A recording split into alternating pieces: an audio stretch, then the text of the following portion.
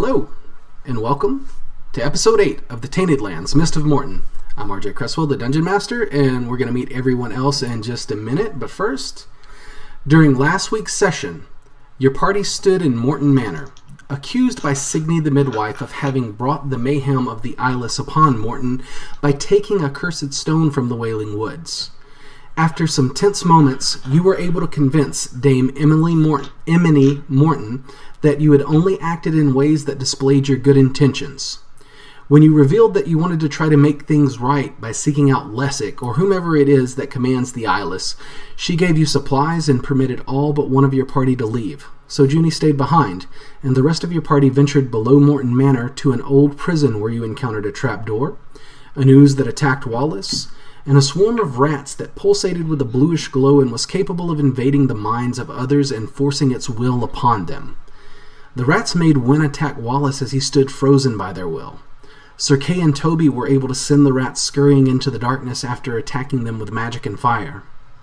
Shortly afterward, the party escaped from the underground prison into a forest where there was an executioner's block, axe, wooden shed, and what appears to be two graves that were recently dug.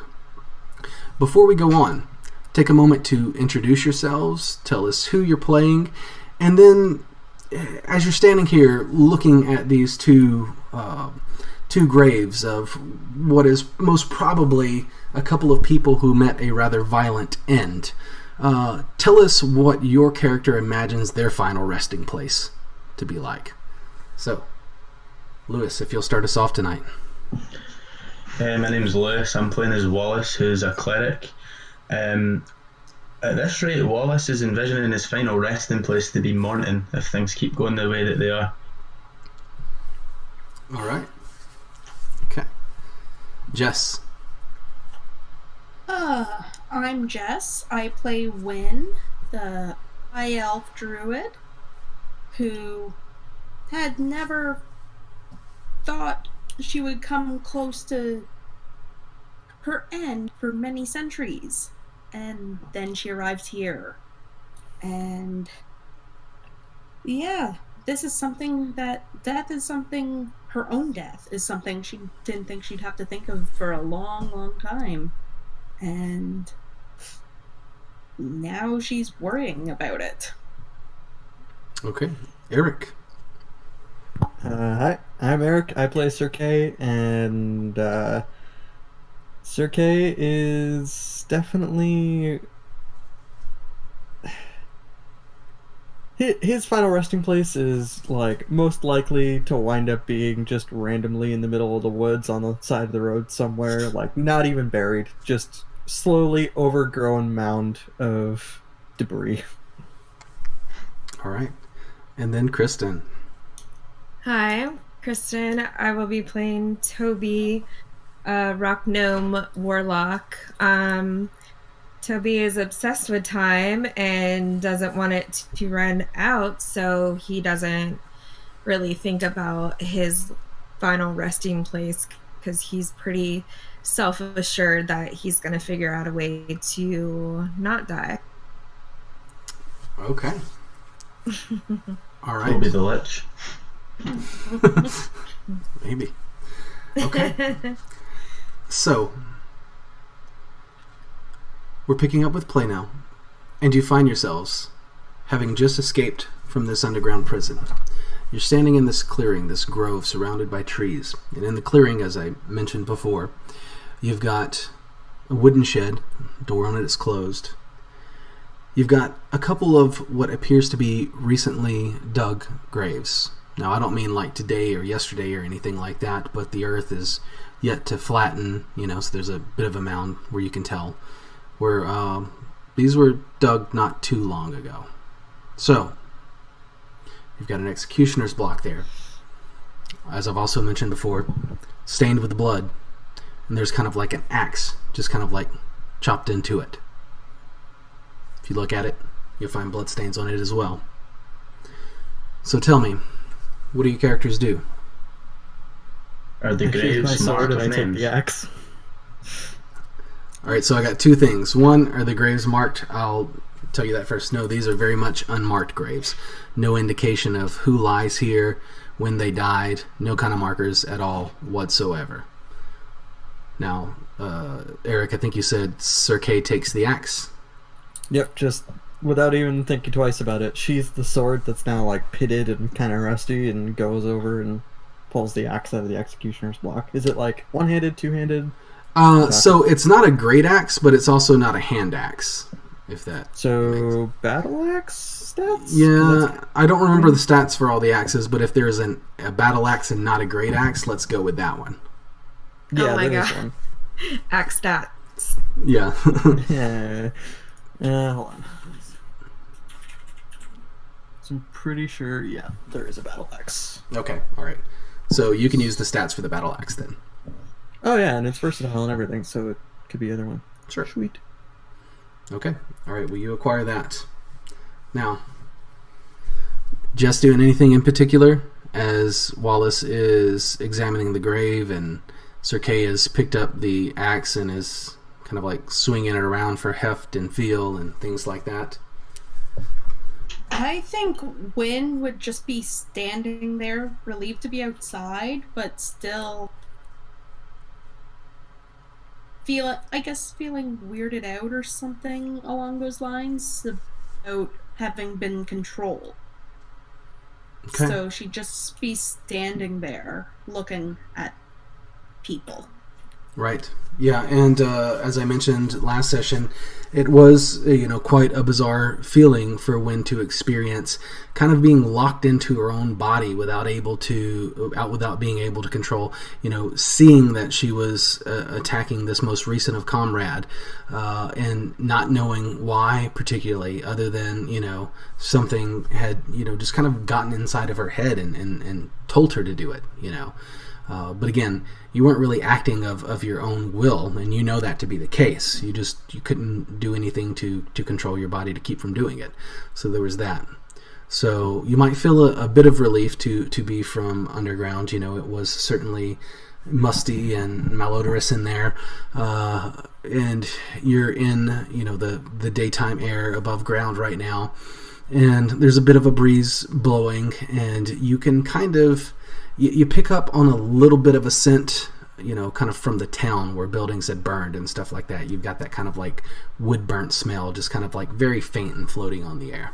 So, Kristen, what about Toby?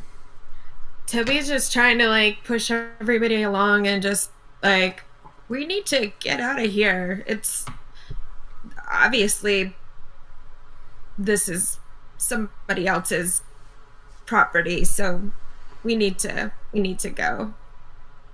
I was actually thinking we might need to take a bit of a rest. Wallace and Wynn aren't looking too good. Yeah, so I'm inclined to agree with Sir Kay. Before we go on anywhere or decide what we want to do, this is not the first time that we've came across this kind of magic. I'm going to look over to Wynn and I'm going to say, Wynn, I understand now why you did it. And you, Sir Kay, I understand. This kind of magic is dark. I've seen it. I've used it myself.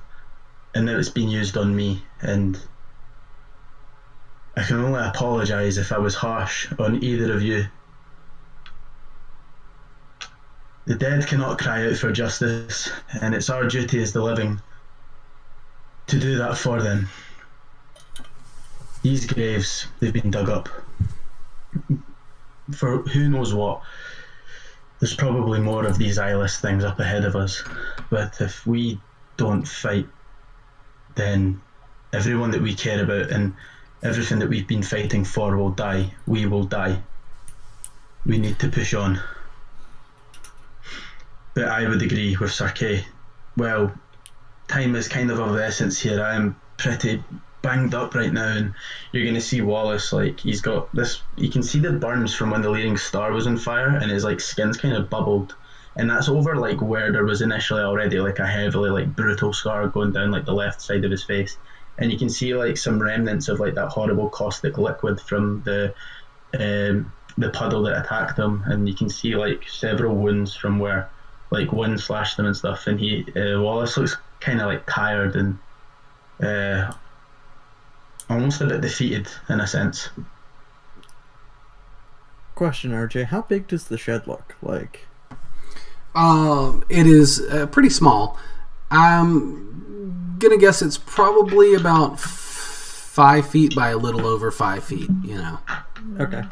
So I'm just gonna go over, and if I can, I'm gonna pop it open to see if there's any supplies or anything in there. Okay. All right. So you go over to the shed. It doesn't have like a proper lock on it. It just kind of has like a wooden slat that kind of like keeps the door, from swinging open with the wind. So you open it, you peer inside. Not very big at all. And as you look in there, light pours in, and you see some shovels in there. You see like kind of like a shelf sort of built into the shed. There are things like tools and rope and sacks. You also see some nondescript bottles in there, several of them lying on the floor of the shed. And the floor of the shed is not built with timber or anything. It's literally just the ground, in there. So essentially you've got some shovels, some cloth, sacks, rope, carpenter's tools, some empty bottles, a couple of bottles on the shelf. Again, no labels indicating what they are. Can I uncork one of them and just like take a sniff and see if it's like either water or like cleaning alcohol or anything like that? Sure, you can.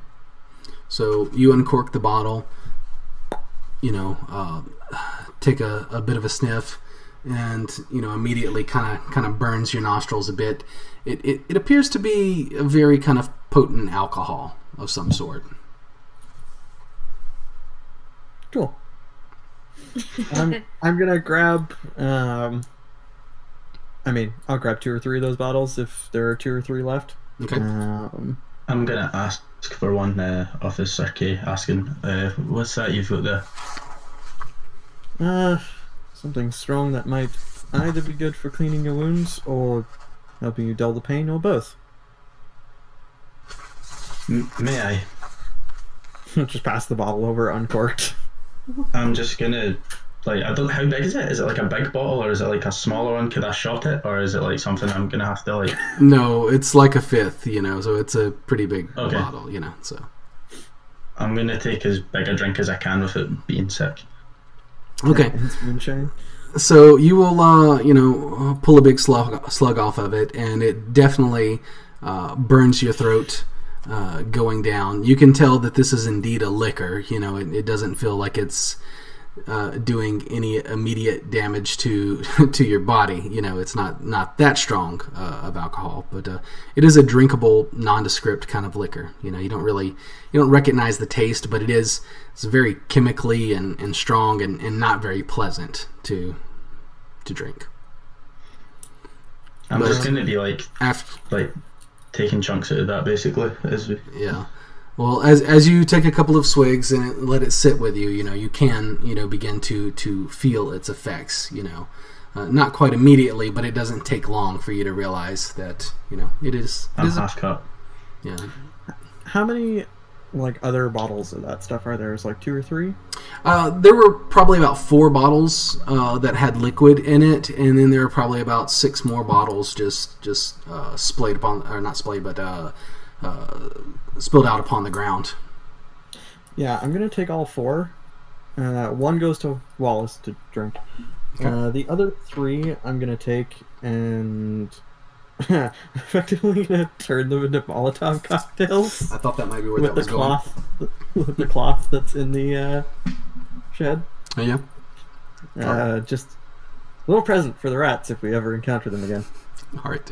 So you're going to take the sackcloths and you're going to take the bottles as well, the 3 liquor bottles as well. All right. So you do that. So what time of the day is it?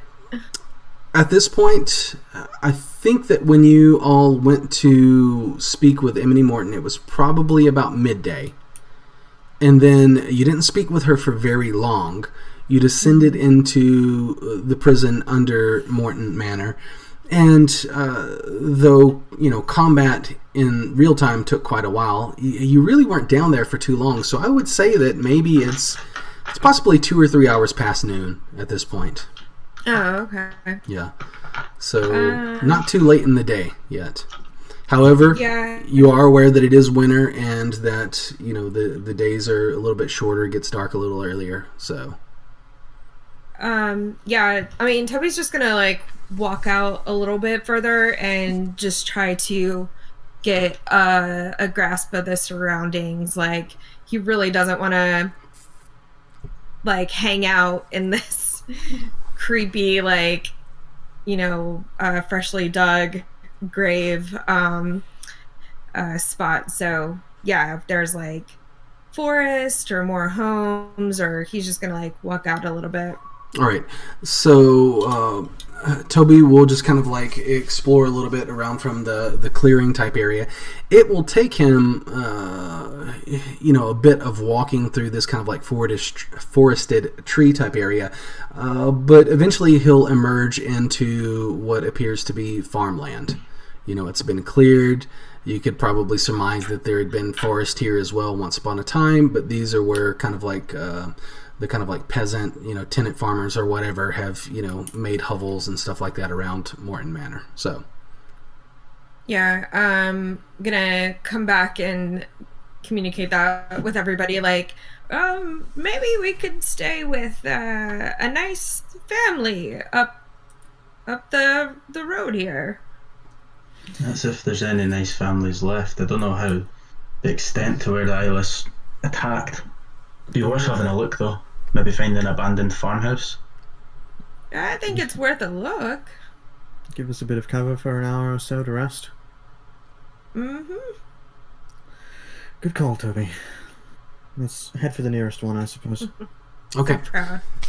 So when you exit the forested area, you kind of turn around, look behind you. You can immediately see sort of on the other side of the forest, there's the palisades of Mournton Manor, and beyond that you can glimpse the village for sure. Beyond Mournton Manor, you see a little bit of residual smoke from kind of buildings that are still somewhat smoldering embers. Some smoke just kind of rising up from the village in a couple of places. So you see that sort of to your left and kind of behind you, and then ahead you've got these open fields that are covered with snow, and as you're kind of passing through, you will see hovels that have also just kind of been burned as well. So it appears these things came out of the woods towards the village and began wreaking havoc upon the countryside between the woods and the village. See, in the first session, how we went to that farm where the wee kid was getting attacked. Mm-hmm. Would they have went past there? It's possible. You don't know. You're kind of so the road that you were on was coming out of the village of Mournton. You definitely know that you could head in the direction to get to the Misty Highway, but currently you're just in a whole bunch of fields right now. So yeah. Now we can either keep going through the fields, or we cut back through town, because I think we're on the east side of town at this point. We popped out on the eastern side, if I'm right. You will have popped out on the western side. Okay. The woods are towards the western side, so I'm assuming you would have gone that direction. Popped out of the woods on that direction. Yeah. Okay. So we need to find some cover, and if all the farmhouses are burned out, we kind of have a choice. We either settle in the wreckage for an hour or so for a short rest, or we pop back to town quickly, just the outskirts of it, find a building that's still standing, and chill out there for a little bit. What do you guys think? I vote for the outskirts. Yes. Safety? I think that we should be cautious, considering we're all a bit. Myself, I'm a bit banged up, and if we come across a horde of them, I don't really fancy our chances. Probably best to stay low, but to be honest, If we were going to come across a horde of them, I think we would be able to hear them by now. Like, we're not hearing any of the howling noises, are we? No, it's pretty quiet right now. That's true, but it's also nighttime soon, and I have no doubt that when night comes, they could be back. That is fair enough. This is the thing.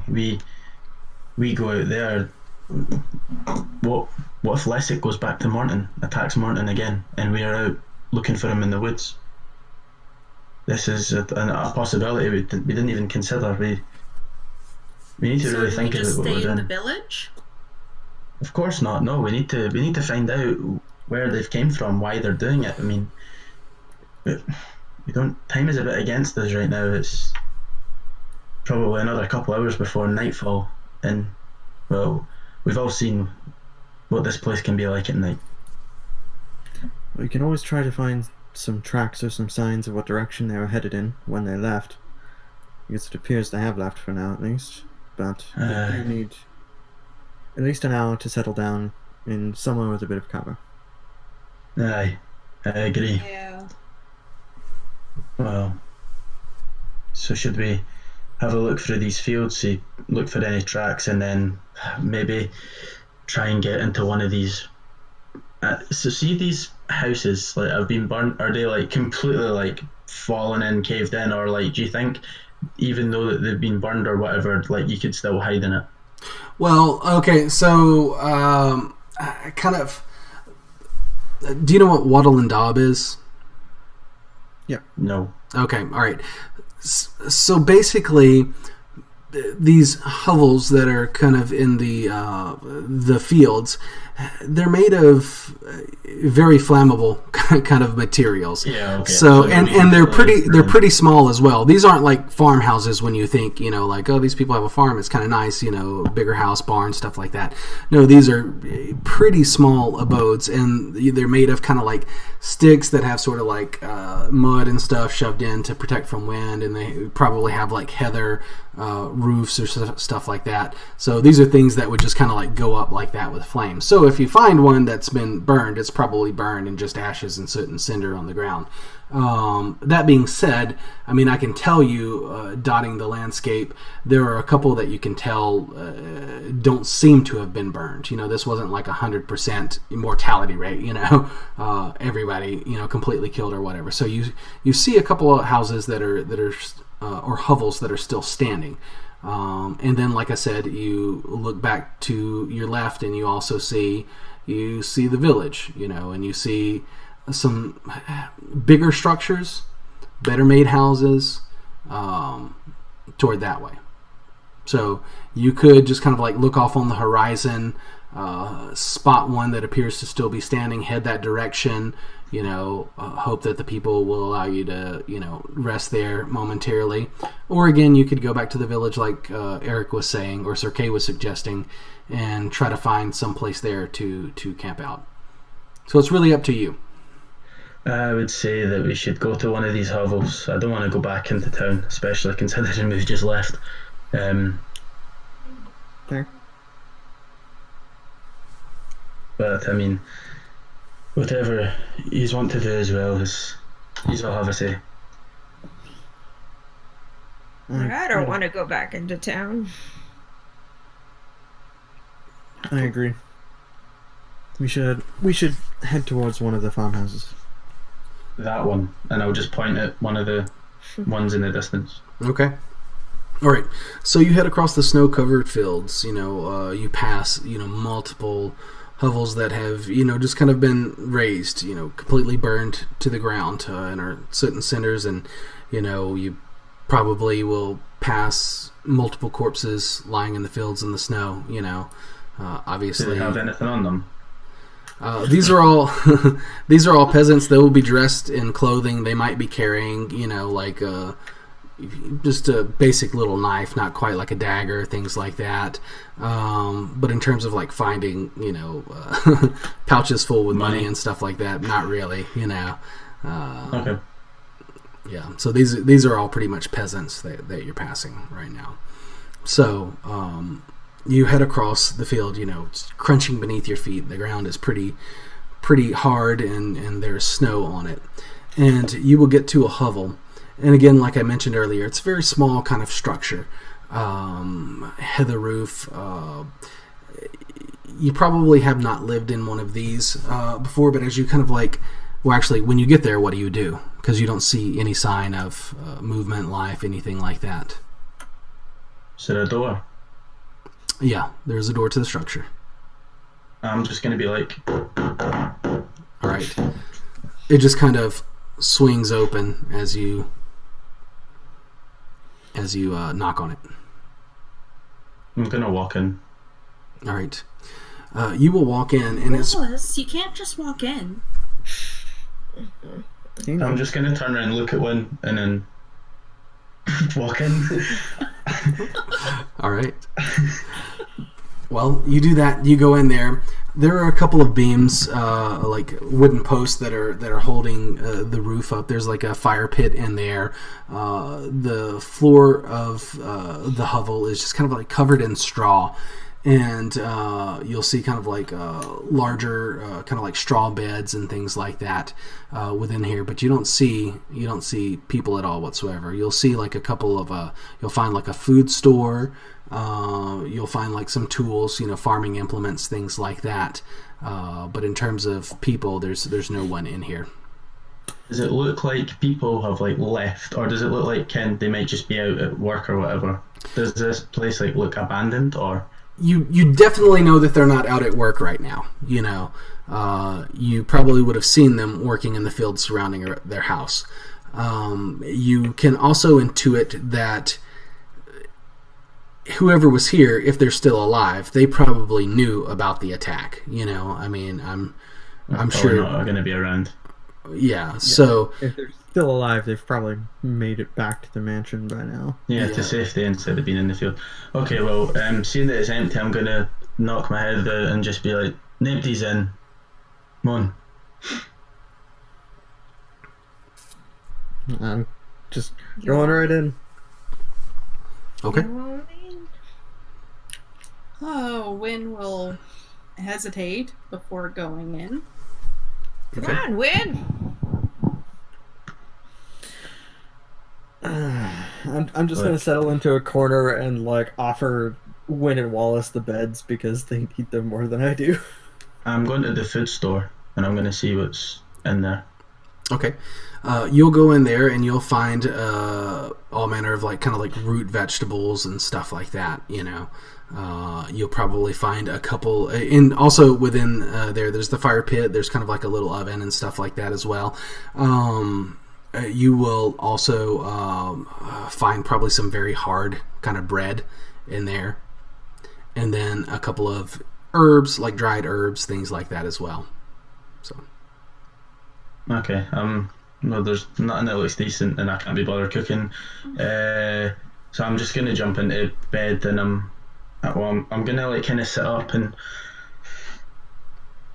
so a couple hours, and then we head back out. Then yeah. Yep. I'll do my best to keep an eye for things. Try to keep the rest short. We don't want to get caught out in the dark.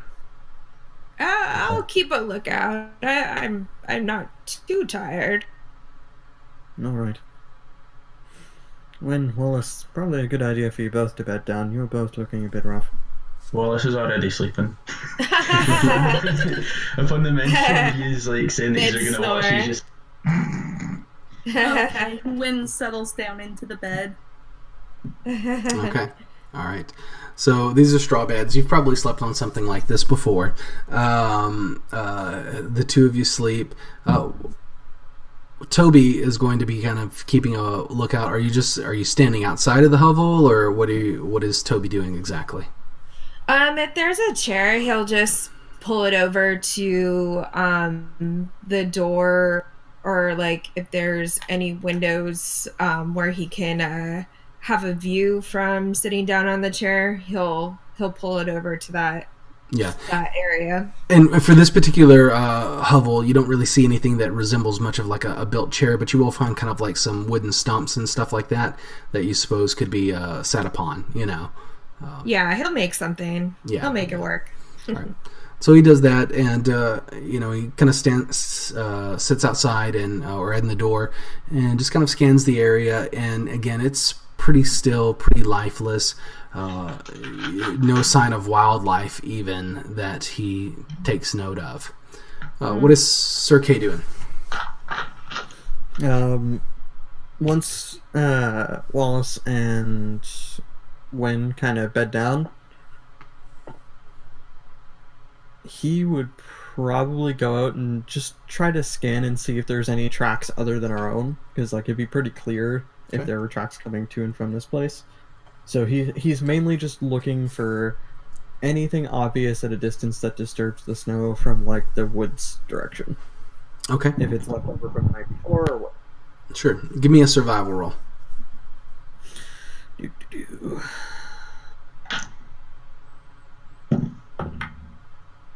8. 8. Okay. All right.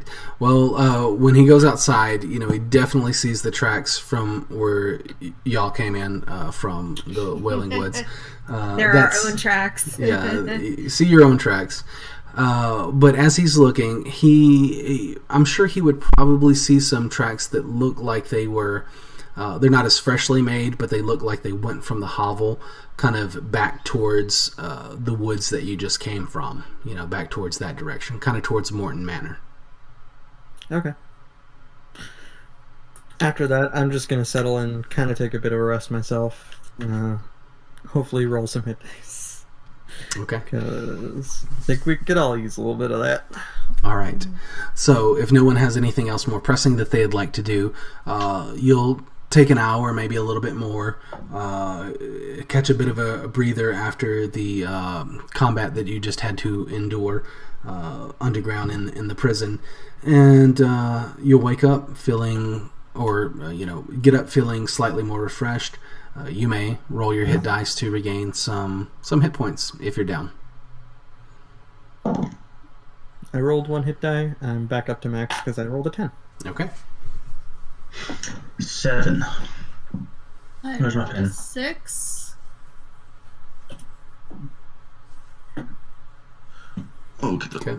And if you need That's better than to, what it was at. you may choose to do all 3 hit dice if you need it. I can't remember exactly how grievously everyone was injured, but I'm pretty sure Wynn went down last session. So. And a 1 for my second hit dice. That Okay. was useful. Yeah. And she still has a 3rd that she can employ if she needs it. I used 2 of them. I'm up to 25. Okay.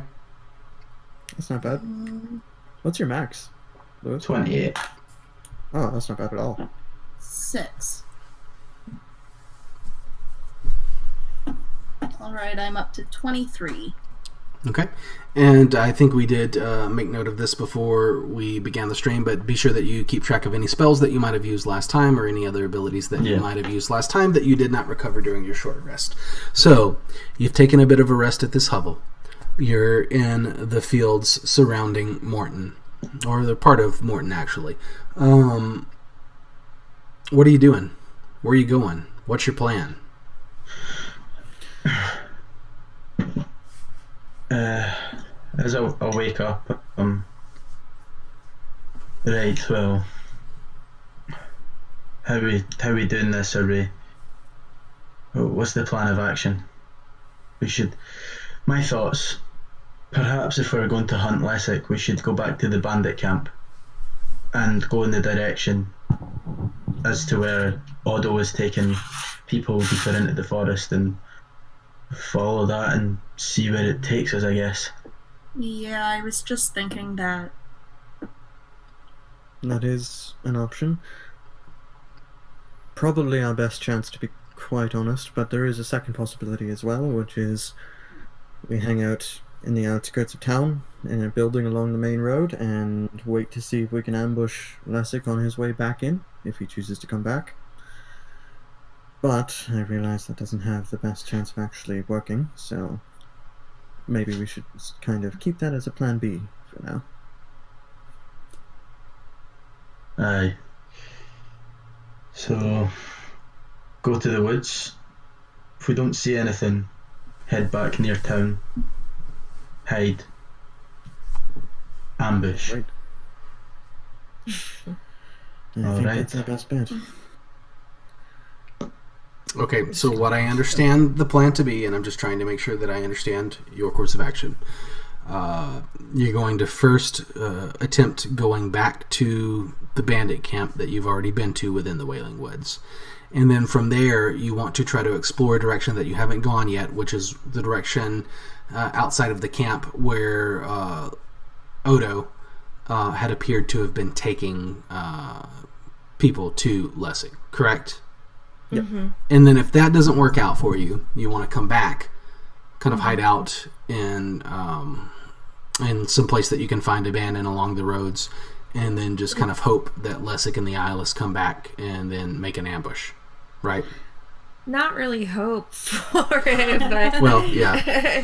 see if we can Hope for the best, plan spot for it. the worst. Right. Okay. But yeah, just to understand, you're going back into the Wailing Woods first, though. Correct. Yeah. Okay. Yeah. This is a great plan. Any of your party opposed to that? Want to raise that opposition? Have some other suggestion? Oh, every one of my survival instincts is opposed to this. Yes. So Kay is It's not fine. his better judgment. So,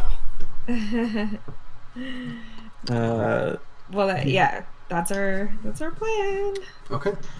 Yeah. All right.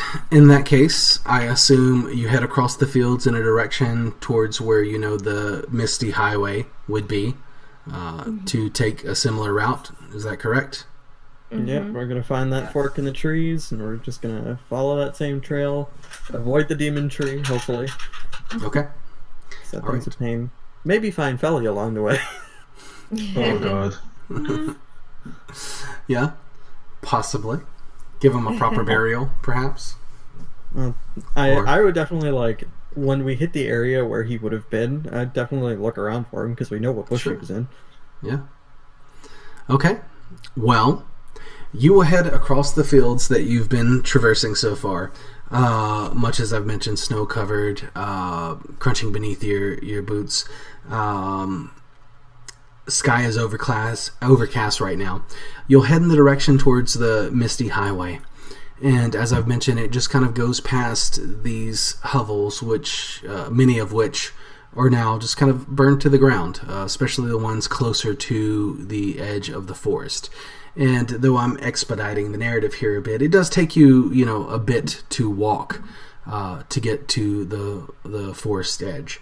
But there's really nothing that you come across between the Misty Highway and the forest edge that will impede you unless you just, want to make a point to stop somewhere or do something in particular, So if you're not doing that, then you'll continue on to the forest edge. And when you get to the forest edge, just like last time when you went there, the mist and the fog around, it just sort of seems to permeate from the forest.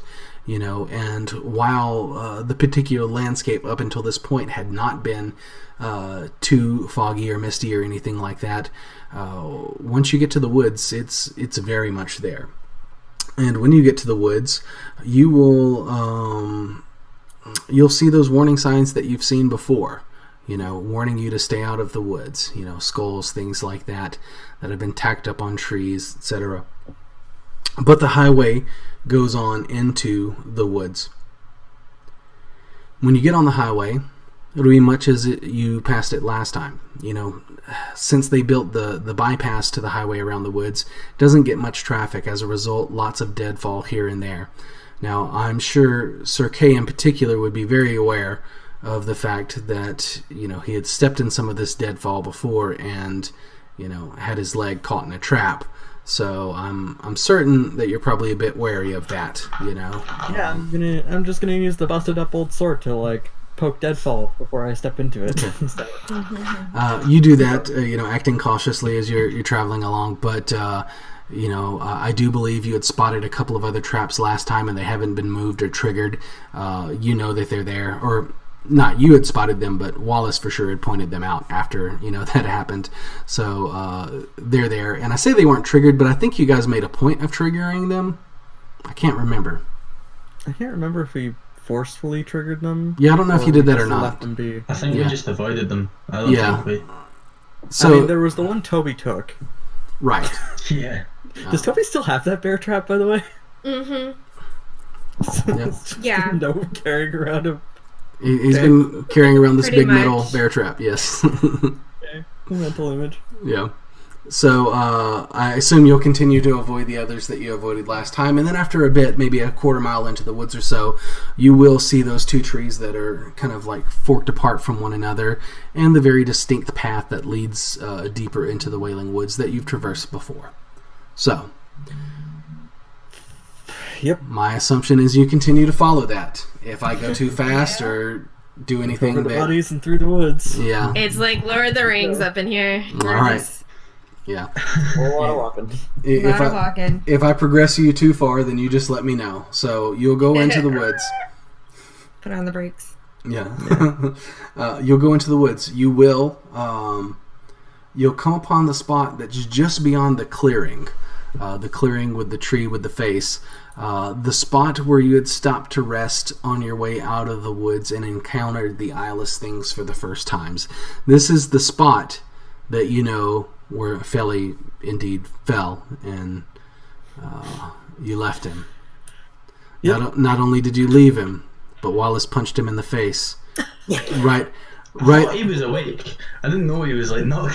No, this is what happened. I would like to give you a refresher on this. So, he went down. One of the eyeless had taken him down. Almost immediately, Wallace goes over to his body and then does spare the dying or something. No, I think you healed him. Dying, yeah. It was spare the dying. So he was stable, without a doubt.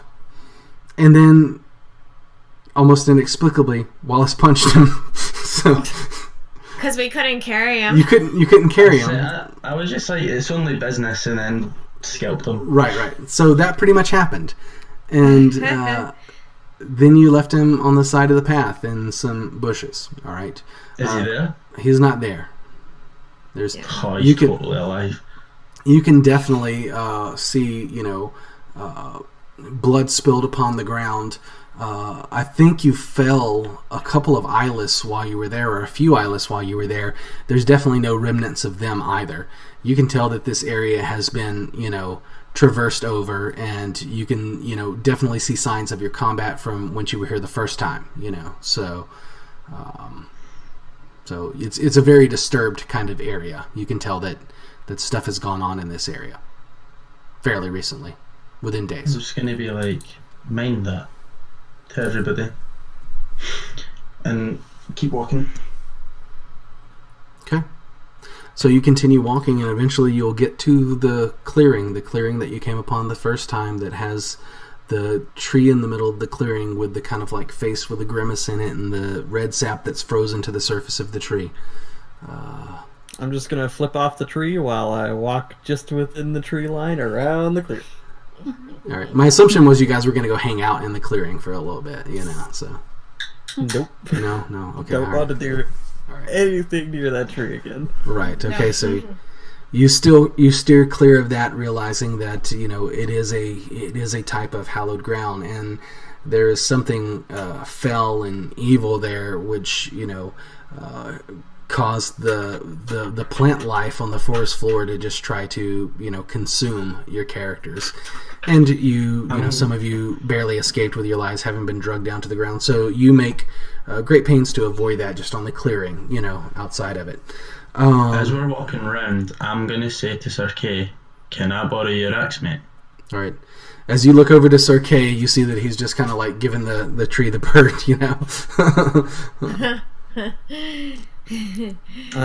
I'm just I cut it down. I'm gonna look at Wallace and I'm gonna say no, because the axe is new and actually still fairly workable, but you can use the sword all you want. And just draw the sword. I don't think I'm going to cut down a tree with a sword. I'm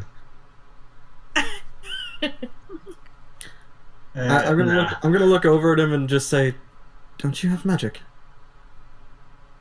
Aye, but bit of grafting that. Oh well. It's fine. We'll just. I want to see what happens. What can I do to See, I don't want to burn a spell slot to try and like knock. Dude, it's a tree. It Yeah, I can't know, make a but- deck save. Use Sacred Flame. I'm gonna cast Sacred Flame at the tree and see what happens. Okay. All right. It's So- a tree. If it gets up and moves, we know we're in trouble. It's an evil tree. Or a tree ant or something like.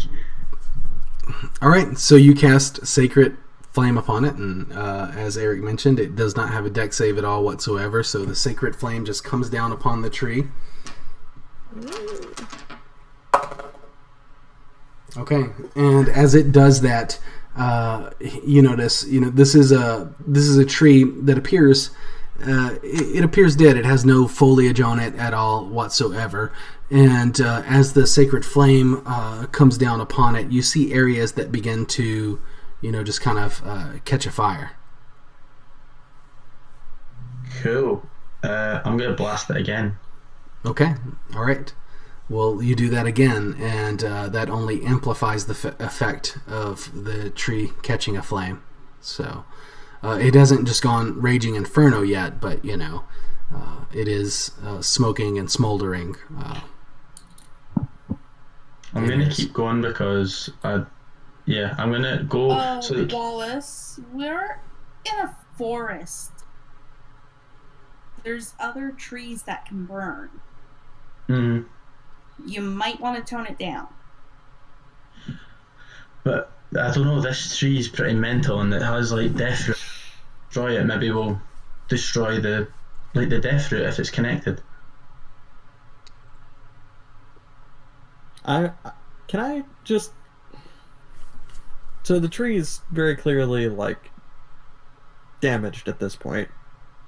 Mm-hmm. Can I just pop a Divine Sense and see if I can get a sense of whether or not that really, like, sickening presence is weakening at all because of it? Or if it's still sticking around? Okay, so you use your Divine Sense much like you did the first time. And you can tell that this area is still hallowed ground. Knowing what you know about these sort of things, you would assume that even though there's probably something going on with this tree, whatever it is, you don't think that the hallowed ground comes from the tree specifically. Okay, so it's the This would have area been, in general. yeah, it would have been a It's spell confused. cast upon this area. Okay. I would relay that, like, the death root might be, like, controlled by the tree or something like that, but the actual, like, problems and, like, hallowed aspect of the ground won't change if we destroy the tree. I would just keep walking then. I'd probably just let the tree smoke in that. I wouldn't care. If we start a forest fire, we'll maybe burn Wessex gaff. Okay. The owlbear comes out of the woods and says, "Only you can prevent forest." All right. So, duly noted, you leave the tree smoldering. Okay. All right. Now, from there, you'll get back upon the path that you've passed before, and you'll eventually come to the fork in the road where it forks to the left, and that is where you went the first time, where you observed the kind of frozen stream and where you met Felly when he was gathering fish that had been frozen in the stream. And then there's the path to the right that looked a great deal more well-worn. This is the path that you know that the Owlbear's cave is on. You just travel up a ways, and it will pass kind of like a hilly type area to the right, and you know that the Owlbear's cave is up that way. And then, if you take the path to the right, there is, after you've traveled it a bit, kind of like a secret path that you can branch off further to the right. And that's how you left the camp initially. So, you're at this fork. I'm assuming you're going to avoid the path to the left that goes to the frozen stream. Is that correct? Yeah, I mean, I don't really see any point in us going down there. Sure. So you head down the well-worn path. Now, you wouldn't have tried to disguise the path, the hidden path. So eventually, after traveling a bit, you'll come upon it. You'll recognize where you came out. Now, do you intend to continue traveling down the path that has the Owlbear's Cave on it, or do you want to go back on that secret path into the camp?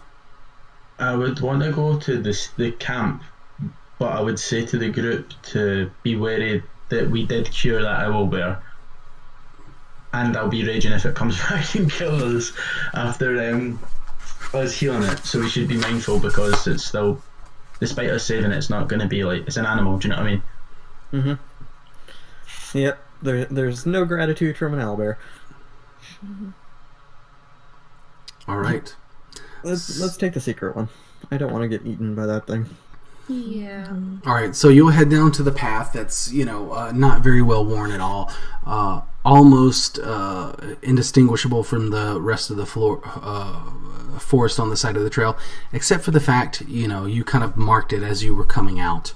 And you noticed, especially you, Wallace, who is pretty perceptive. And as you head that way, you will see more of kind of like the deadfall that I've mentioned before, and you will recall, Felly telling you, okay, there are traps here, traps there. So you are able to avoid them. This was probably pretty fresh on your memory, as it only happened a few days ago. After traveling a distance down that path, you will come to the point where you've got like the couple of ropes going up in the trees. You look up, those stands that are still there, that had been used as lookout post for a couple of the bandits. And then not too far past that, you will get to the palisades of the encampment, which are kind of open. And as you go in there, you'll see the clearing much as you've seen it before. But you can tell that this place has been utterly ransacked, and the things that you left here have been taken. The kind of like things that had made tents have been kind of left strewn about here, but in terms of like carts and foodstuffs or anything else that you might have left, those have all been cleared out of this area. And generally what remains is just some debris strewn around. There are the palisades, this huge clearing. There are the fire pits that had been burning when you initially got here. Of course, those have gone out, and if you look at them, you will tell that they've not been in use within days for sure. And then you'll see bloodstains upon the ground, presumably from the combat from days back, where these bandits had been torn apart by the owlbear, where some of you had engaged in combat as well with Odo. So that's what's going on within the clearing. Now at this point, you have been traveling for quite a time, even though we expedited the narrative.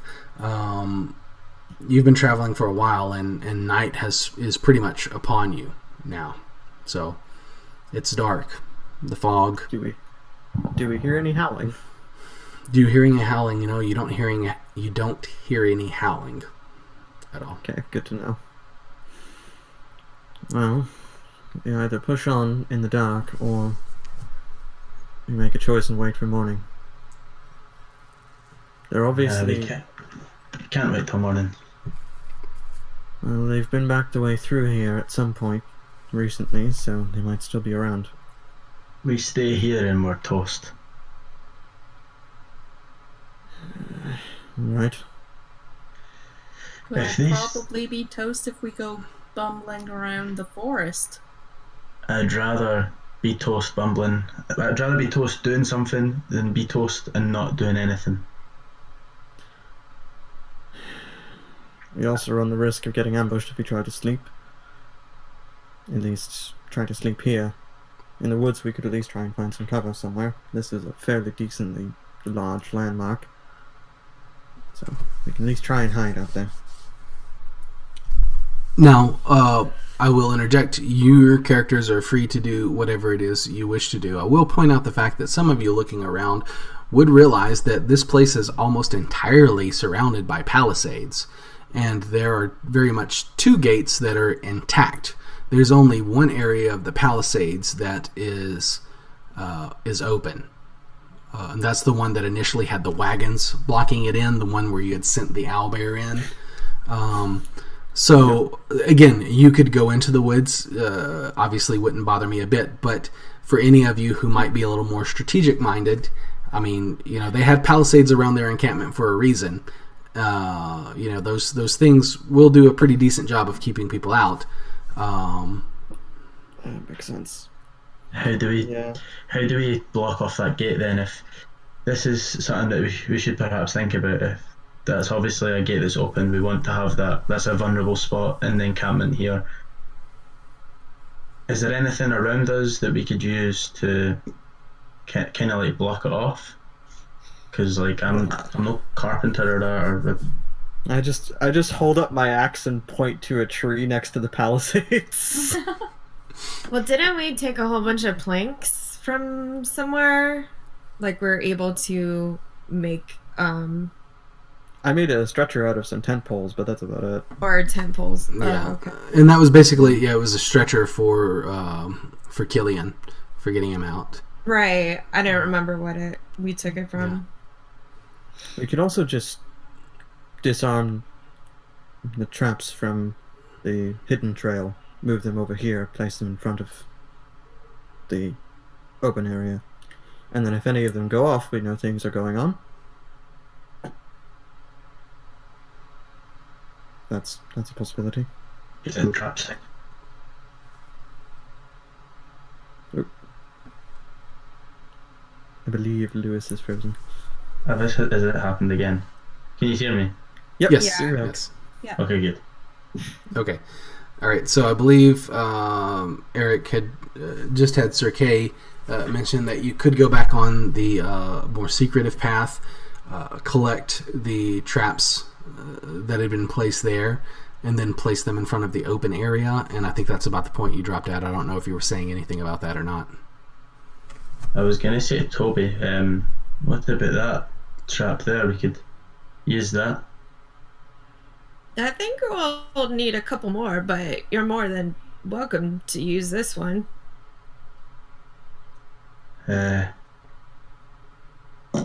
So who's going to get the traps then? Or do you want to all go? Or should... You three are welcome to get the traps. I'm going to work on felling a tree. And then I just put the axe on my shoulder and start walking over to one of the trees that I could clearly get to topple down onto the path. Okay. All right. So you'll pick a tree of whatever size it is you're trying to do. So how big a tree are you trying to fell right now? Not that big. It's more just to be a nuisance and a slower than anything. Okay. So if something hops it, we put the traps right behind it so they hop over it and then don't have a time to move before they fall face first into a trap. Okay. All right then. So mid-size, nothing major, something I could fell easily and quickly. If I can get 2 done, that'd be even better. Okay. But. All right then. So you'll work on that. Who's going to collect the traps? I guess I'll go too. Okay, so the other 3 of you will go collect the traps, and there are 3 traps that you would have passed, so that totally makes sense. Now, when you talk about going to get them, you know that they are very active right now. So, what is your process for? Are they bear traps? Yeah, they're kind of like the clamp animal traps, bear traps. I'll just pick up a big stick or something and chuck it into one. Okay. Yeah, Toby's gonna lash the one trap he has onto the other traps. Okay. All right, so he does that. It will fall down upon the trap and kind of clank closed on the other one. Lewis, you have no problem getting your trap by just picking up, a big chunk of deadfall or something like that and, tossing it in there. What's Wynn doing with her trap? She'll watch the other 2. She's, despite being a ranger or a druid, she's still rather a city girl. So, seeing what they're doing, she'll pick up a piece of wood and do the same as what Wallace is doing. Okay. All right. So, you do that, and your trap will, clank shut as well. Will splinter whatever bit of deadfall you tossed in there, and you all will get back to the palisades without an issue. When you get back, you will notice that Circe is in the process of felling a tree. While this won't take you too terribly long, Eric, Circe, will be working at it for a bit. Actually, when they get back, could I get Toby to help me out with some very targeted Eldritch Blasts? Since they deal force damage? Yeah, he's going to hand over the bear traps to the stronger party members because he wouldn't be able to get them open. And I'll let him take Toby's off him, then place them when you go to help him. Yeah. So I'll go over and where do you want me to aim? Well, normally when you're felling a tree, you cut in from one side and then you cut in from the opposite side at a bit of a different angle. So if you could go on the other side of me and start chipping away at it, that would be quite helpful. He's pew pew. Yeah. Try to aim as well as possible. All right, so you go there and you see that Circe has kind of like worked at both sides, and he has kind of like these two wedge shapes, kind of like alternating on opposing sides of the tree, and just kind of tells you sort of aim about right here, So Eldritch Blast is an aim spell. Is that correct? Yeah. All right. Well, I got a 17. Okay, all right. So you don't really have much of a problem. Circe's been working at it for a bit now as you guys were collecting that, and you unleash this. Eldritch Blast, and it strikes this tree, and the leaves above kind of like rattle around and shake, and then you just hear kind of like this large sort of like snapping, cracking noise. As the tree splinters and begins to topple over towards the trail. The tree is falling. I was wondering if he would know timber, but he doesn't. I just immediately step out of the way. Like I wasn't expecting it to come down on the first shot, so would startle me a little bit. And I just noticed from Twitch chat that I think one of my local players has joined us in, and he was suggesting that you set it on fire. Tino, thank you for joining us. I want you to know that my players have already attempted to set a tree on fire, so we've been there and done that tonight already. It's the only tree we haven't set on fire. Right. Anyway, but you do manage to fell this tree fairly easily. So there's that.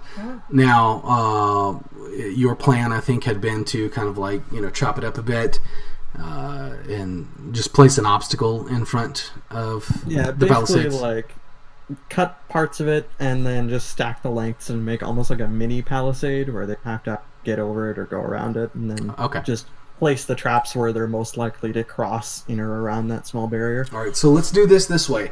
Are any of you like actually proficient in survival? Not a chance. Nobody's proficient in survival? None of us. Okay. All right. So then I just want one of you to choose who's going to kind of like try to set this structure up in the most effective way possible. I'm +3 on survival. Okay. I mean, if you got the best chance, Lewis, you're the one to roll, man. That's 22. 22. Okay.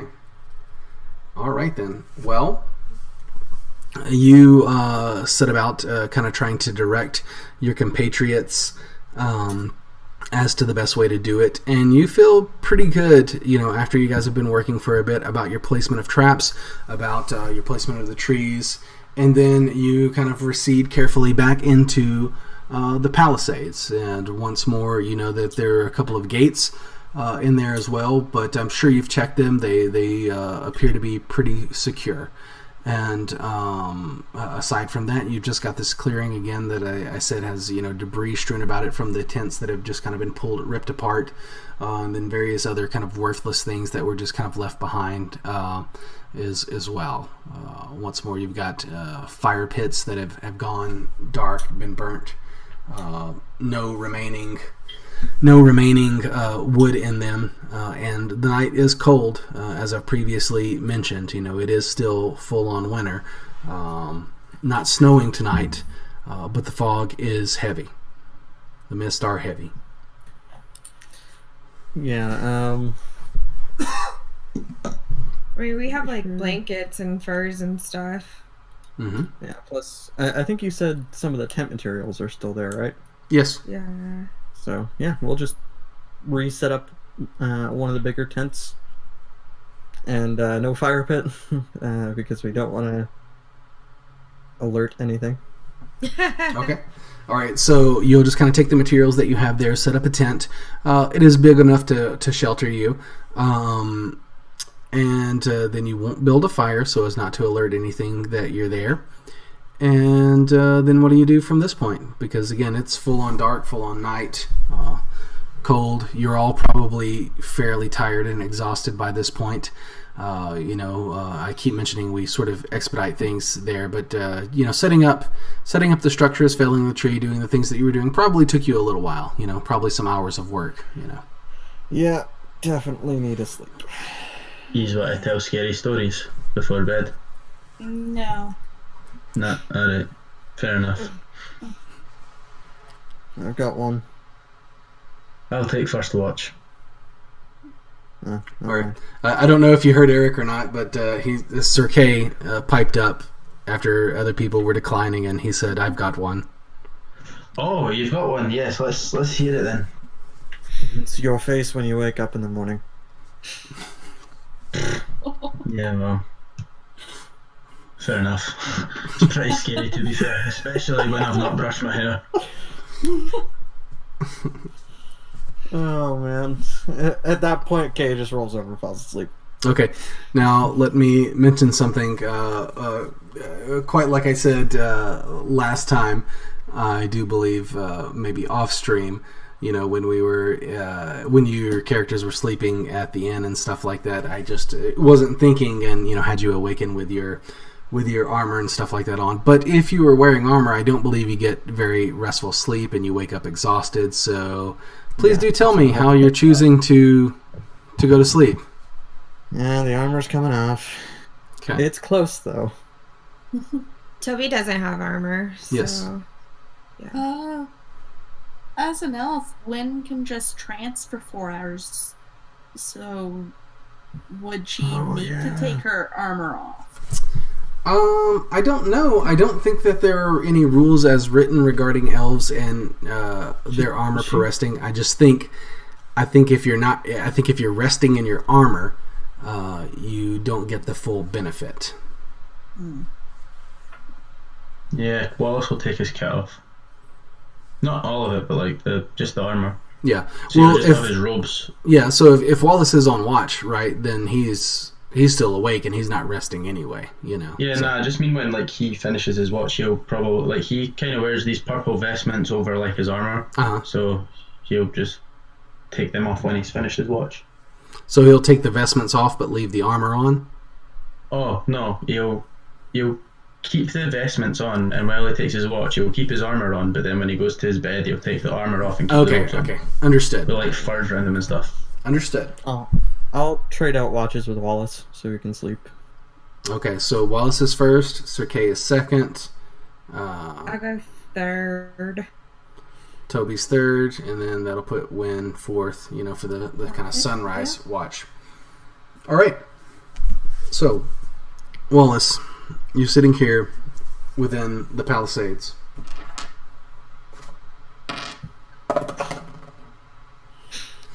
You're sitting within the palisades. And I'm assuming you're probably outside of the tent. Is that a good assumption? Since you're on watch? Yeah, I'm out. I'm playing my blowpipes currently, and just kind of not loudly, kind of just to myself, find out, and just keeping an eye out and keeping them peeled. Okay, all right. Yeah, you probably haven't. I don't believe you've played them since they were kind of like splintered askew, at the gates before. And now that you're trying them out, they appear to be good as new. So the mending spell that Toby cast upon them did well in repairing them. So you play them this tune that you just kind of like play over and over again, and you've learned it, and you do a pretty passable job of playing it. So you're doing this kind of low to yourself, I imagine probably, thinking about Speak Cert, as you must do each time you possess these, I imagine, Yeah, he's at the moment. Wallace is kind of reminiscing on past events that have happened over the past few days. He's thinking about home a lot, about Ironhall. He's thinking about like whether or not like he's gonna die, whether his new friends are gonna die. He thinks about Ragnar, and then he starts to think about what the elf told him when he went and met Mary, I believe his name was, and then he's also going to think briefly about Sweet Roll and wonder where he is. Okay. As he kind of somberly plays this like tune to himself, and he's just kind of like reflecting on everything. It's kind of the first moment he's had like to himself where he can kind of be himself. Okay. All right. So this is one of your first moments to just kind of like really breathe alone without too much else going on here. And you're thinking these things, and your watch, kind of spills on a little later into the night. Not quite time to wake up Sir Kay or anyone else yet. And you're playing your pipes and thinking upon these people and these things that you've learned and these experiences that you've had. And while there's no fire built right now, you are a dwarf and you have dark vision, so your vision extends a little ways beyond the tent. You're not terribly close to the palisades right now, but your vision extends into the darkness, and you are able to make things out. And as you're playing and thinking, you spot a figure standing kind of at the edge of your vision, just a little closer than that, still obscured a bit in darkness. It's large, and you can tell it's wearing woolen clothes, and you can make out this red hair and this kind of chin-strap beard, and it's a familiar face as you're looking at it. You can see that it's Felly. What do you wish to do? I'm going to start laughing, just like, I'm going to laugh, and I'm going to kind of stand up and beckon him to come. I'm going to kind of put my arms out and be like, alright mate, this happening. What have you been up to? So you stand up and beckon him over. And as you do that, you stare a little more intently at it. And you notice that Felly's skin has this kind of deathly pallor to it. Oh, God. And as you're looking at him, you see his eyes kind of glow and burn with hatred. You almost feel the gaze sear your flesh as he says, "Murderer." With that, make a wisdom save. Oh. 17. 17. All right. You feel yourself come very unnerved as he says this to you. But you shake it off. You realize... just going to say, that's cute, as he says that to me. All right. So you still yourself, and you make this comment to him, but you realize there's something in his eyes. You've seen it before in your own, as you're washing your face after Vitsirk's death. It's a look of vengeance, a look of revenge, a righteous sort of look. And with that, let's roll initiative and take a 5-minute break. Do you want all of us to roll initiative, or just I'm going to assume we might as well have everyone roll initiative. And Eric, kind sir, if you will do us the favor of tracking our initiative as you have been Roll doing. my initiative then. Okay. Felly. That's 19. Felly has an 18. Okay, so...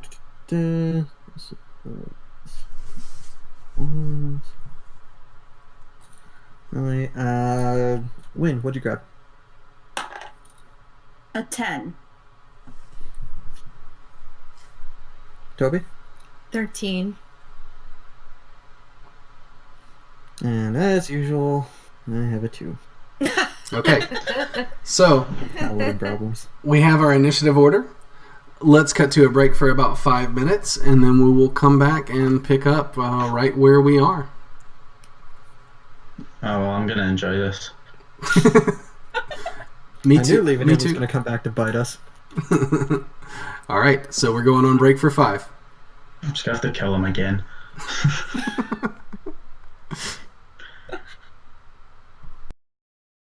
So, we're back from our little break here, and right before break, Lewis Wallace had been taking first watch, outside of the tent that you had kind of makeshift put together from all of the tent materials that had been left behind within the bandit encampment.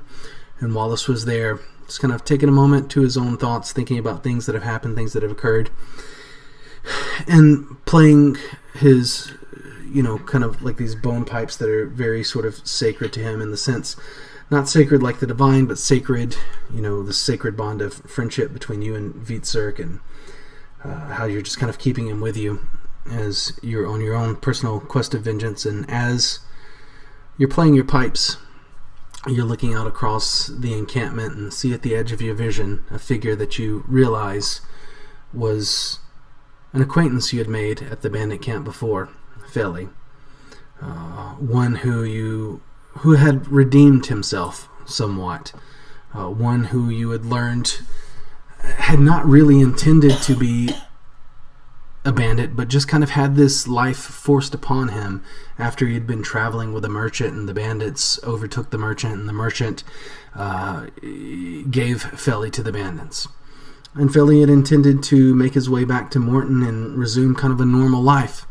And along the way, you were attacked by the eyeless, and Felly went down after sustaining a hard blow from a club and was knocked unconscious. And after that happened, you had kind of acted immediately to sort of stabilize him. And then after that, your party had determined that you could no longer carry Felly with you, so you punched Felly, presumably to expedite maybe the dying process, to prevent him whatever fate he might have suffered at the hands of the eyeless. But now, as you're looking at Felly, initially you're thinking, oh, thank goodness he survived, and, come here, bring it on in, you kind of like held your arms open and welcomed him into the camp. But almost immediately as you stood up and said that, you realized that there was this very intense kind of burning hatred in his eyes, so much so that you could almost feel it. Then he looked at you, accused you of being a murderer. And that's when you realized, this is Felly, but not the same Felly you remember. There's a deathly pallor. The eyes almost burn with hatred. And at least he has eyes. Yeah. And you realize you Not needed for long. you realize you need to defend yourself or die. So, what is it that you do because you have taken initiative? I'm going to cast Guiding Bolt at him. All right. So, is that a strike spell or a Yeah, reflex? strike. Yeah. Okay. 120-foot range. 17. 17 will strike. Okay, doke. I get advantage on my next turn on him as well because it hit. So that's 17 points of damage. What's the damage type on Guiding Strike? Radiant. Is it Radiant. Radiant? Yeah. Radiant damage. Okay. I love that spell. It's my bread and butter as a Celestial Warlock. Just sit back and get it cool. Okay. Now, Is that it for your Uh, turn? Yeah, pretty much all be as a cascading bolt. You'll see again this like kind of the chrysalis on my medallion will glow kind of purple, and I'm gonna kind of draw energy from it and just like shoot it out towards him. All right. Sort of in the chest that will strike him. Sure. So you channel this kind of divine radiant energy that leaps forth from the chrysalis, beams across this 60-foot expanse almost, and strikes Philly, and you can tell looking at it as the strike subsides. The flesh is like smoldering from where it's seared. So that you found good purchase with that strike, and as you've done that, immediately it kind of like withstands the blow and just charges towards you. Doesn't quite make it there, and then it looks at you again and repeats, "Murderer." Make a save, wisdom save.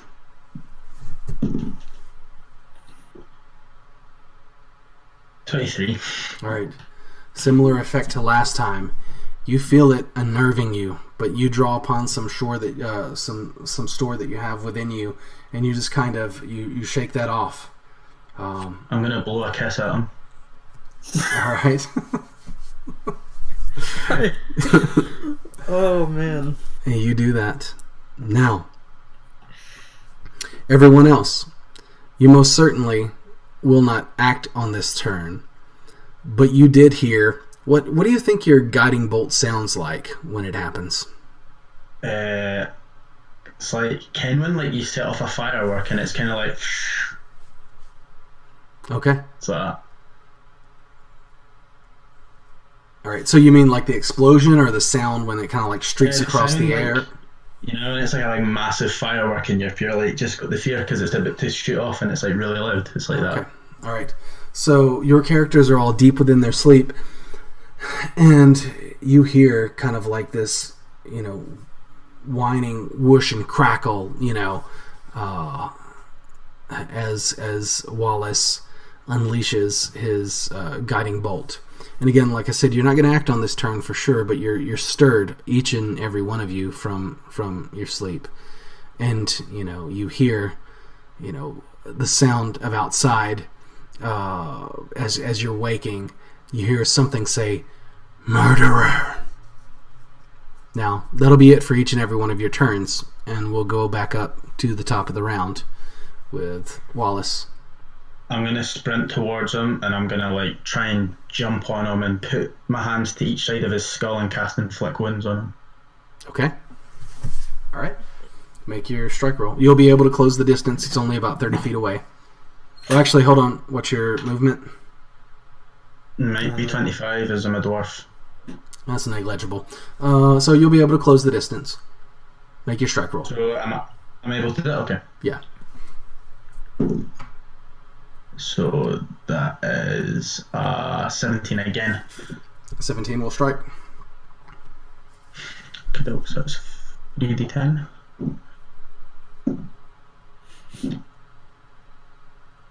So that's 12 points of damage. 12 points of damage. Now, with inflict wounds, is that necrotic damage, or what is that?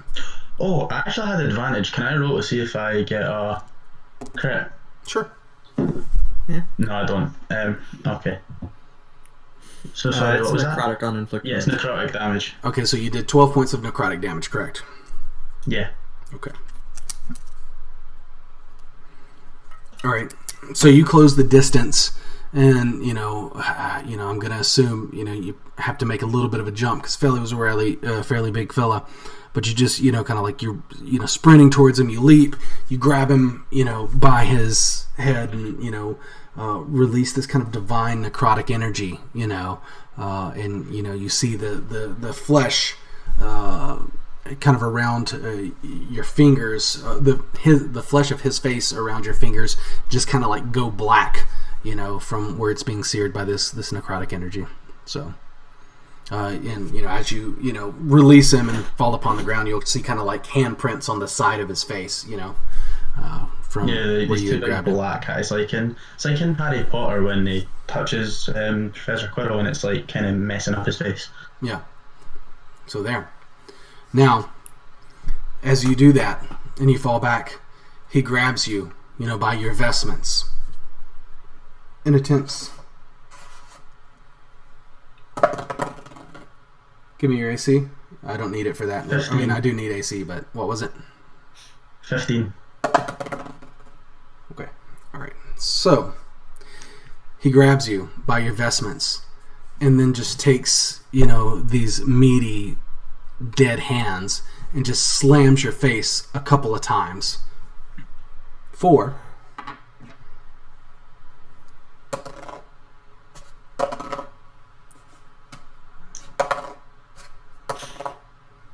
That's a lot of damage dice. Yeah. And it's 18 points of damage. What? Oh. Okay. It That's, was 2 attacks. that's 18 points of damage, 2 attacks. Yes. Okay, that makes sense. If it was 1 attack, I'd be scared. All right. Well, And he's, I don't look very good right now. you're not grappled, but he's still very much clutching your vestments, as you're there in front of him. Now, I'm not sure who was next up in initiative order, but something big is going on outside of the tent. So who's next, Eric? That would be Toby. He rubs his eyes and goes over to just check out what's going on, and it's like, what's all this ruckus? And as soon as he sees some commotion, he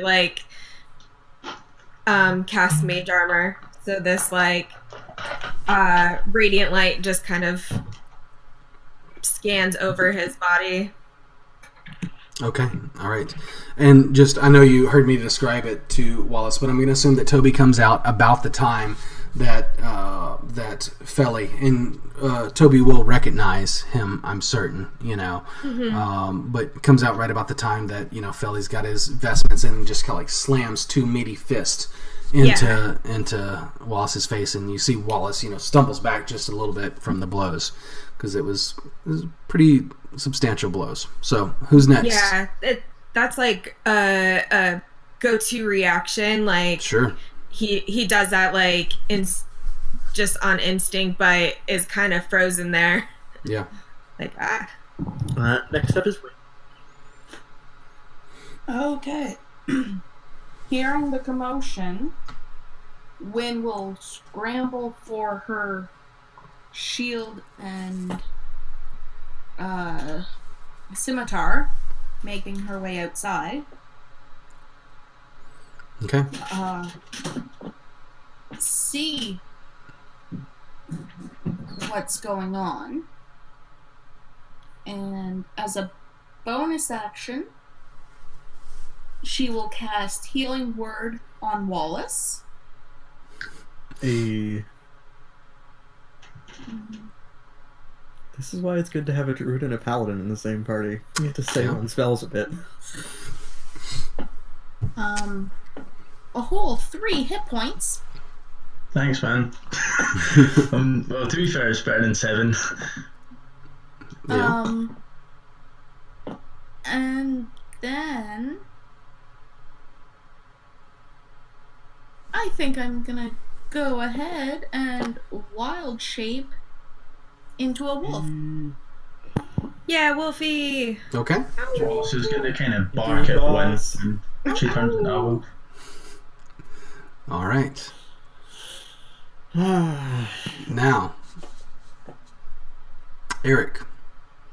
Suke stirs from his sleep. And does what? Doesn't bother with the armor, just sweeps up the axe and shield, steps outside. I probably can't reach Felly and or Wallace at this point, can I? Definitely not. And also, just outside of the tent is a wolf. I'm gonna see the wolf, and then I'm gonna see Felly, and Just a quick, like, danger assessment. Considering considering Felly should be dead, I'm just gonna be like, going to ignore you and go deal with that one first, and basically like turn towards Felly and Wallace first, and not really care about the wolf currently. Okay. Just because we got other things to deal with right now. So can't reach him. But I could do something kind of cool. So, I'm just gonna step out, and I am immediately going to, yeah, cool. Wallace, you have less than half your HP, right? Yes. Cool. I'm just gonna step out, and gonna look over at Felly and just yell, "You should be dead, friend. Let's see you make it that way again, huh?" And I'm gonna grab the holy symbol that I have around my neck, and I'm going to channel divinity, turn the tide. So Wallace, he's within. I can get within 30 feet of Wallace, right? Like I can't get up to him, but You can get within 30 feet, yes. cool. So Wallace, you're getting a d6 plus 3 back. Woo! Roll a 6. So you get 9 hit points. Right, we're cushy. So there's my channel divinity for the day. All right. And just gonna kind of flip the axe around and prep to hit. Can't do anything else this turn, but it's about to hit. Okay. All right, so you come out there, you see the wolf, you assess it as not as big a threat. You continue to charge forward, grab your holy symbol, say your words, and then turn the tide. Wallace, you're feeling a good bit better after Wynn and Sir Kay have both intervened on your behalf with their healing magics. So, yeah, you would actually see like this little, almost like a corona of light, just like the borealis color light pulse out from Kay, and it's the first time you would have seen it extend that far. okay.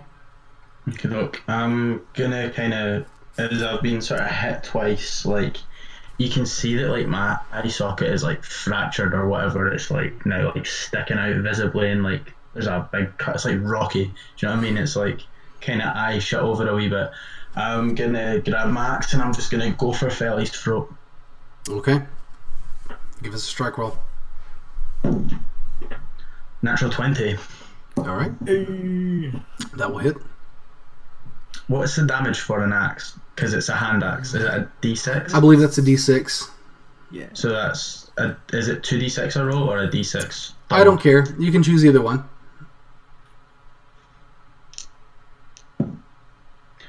I'll take. Okay, so I rolled the 6, so I'll double that. So that's So what was all the damage? 12 points of slashing damage. Okay.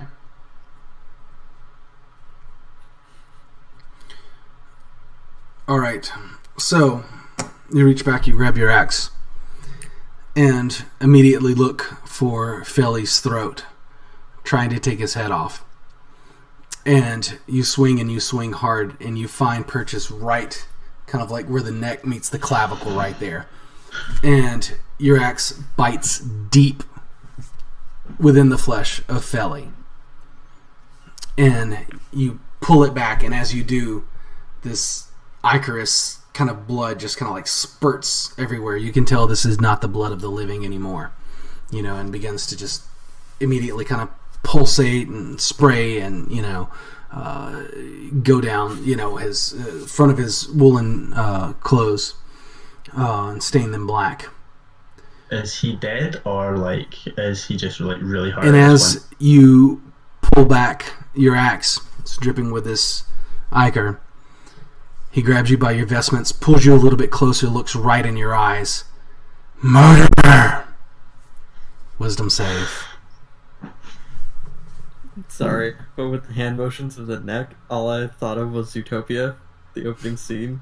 Blood! Blood! That's 18. 18. All right. So you still kind of like shake off the effects of whatever you feel could possibly be happening to you. And as this doesn't happen, he just brings his fist back down upon you, or at least attempts to.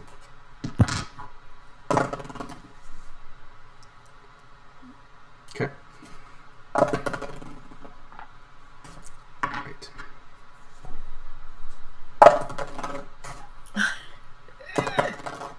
Jesus. Okay. All right. So when he strikes you the first time, he grabs you, murderer. Nothing happens, and then just immediately slams into your face once again for 14 points of damage. That was the first strike. Jesus. What about the second one? So with the second one, that one kind of like staggered you back considerably, and you're kind of like, vestment just sort of like tore away from you, and your body just kind of went back. You didn't fall prone or anything like that, but you just kind of like fell back, and he missed his second strike altogether, So Good. I'd probably be dead if he didn't. All right. So you're still up. I have 5 Still up. HP. I'm so glad I healed you, man. All right. Toby, Insane. or Kristen, Toby just observed this happening. I am Toby. Toby runs over and pushes Philly with his Eldritch Blast. Like, he's just trying to push him, but this energy comes out as he's trying to do that, and like, get away from my friend, and pushes him out with the Eldritch Blast. Sure. So that was 17. 17 will strike. Just real quick, I want to, since we're not using a map or minis or anything like this, I just want to get an idea of what's going on. So you said you ran over. Where do you imagine you are in relation to Felly and Wallace? I imagine that Toby is just like on the side of Philly, like whatever, they're like in combat, but then he just goes up and like pushes him from the side. Okay. All right then. So you did strike. Give me damage on that. So that is 8 points. 8 points. All right. Got it.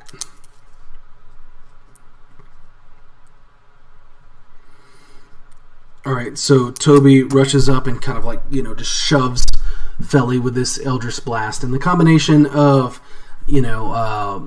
Wallace's vestment kind of coming loose and Felly going a little off balance from missing his strike, and you pushing him, just for flavor, you managed to kind of like push him back, about 5 or so feet, kind of away from Wallace as you charge forward with the get away from my friend, so. All right, Jess. All right. The wolf is gonna rush up to attack. What is the movement on a wolf? 40. 40. Yeah. All right. So from the encampment, we'd established. Actually, ran forward. 40. Trying to envision. So he ran 30. Yeah, you can probably get up there. So go ahead, give me your attack. Okay. Is one of my allies within 5 feet of the wolf? Yes. Okay. Oh yeah. Pack Not that tactics. it helped. Okay. 9 to hit. 9 to strike. Oh, God. Will not strike. Okay. Does the wolf only have one attack? I believe so, yes. Okay. All right. So, the wolf sprints forward and, attempts to bite into Felly, or not the wolf, you sprint forward and attempt to bite into Felly, but you miss. This is all kind of happening around the same time where, Toby has just used this eldritch force to push Felly back. It's okay. You observe this. I rushed a bit closer last time, so can I get within Yes. distance? Sweet. I'm just gonna walk up and quietly say, I think it's time for you to rest. And I will take a swing, and I'm gonna aim for Felly's neck and see if I can just take the head off. Okay. Kind of follow Wallace's lead on that one. All right. I was going to rip his tongue out. Dude, why? It's a horror thing, isn't it? Why is Wallace not a barbarian? Certainly for him it is. Okay. 16? 16 will strike. Alright, and I'll burn my last spell slot for Divine Smite. All right, Just you to go ahead and do that. Make and, sure it hurts. Yeah. Give us some damage on that. While you're doing that, I just noticed that one of my other friends has popped in. Brandon, thanks for coming and checking out the stream for a bit. We appreciate it very much. Hello. Hello. Hello. Hello. Hello. Hello. Call back.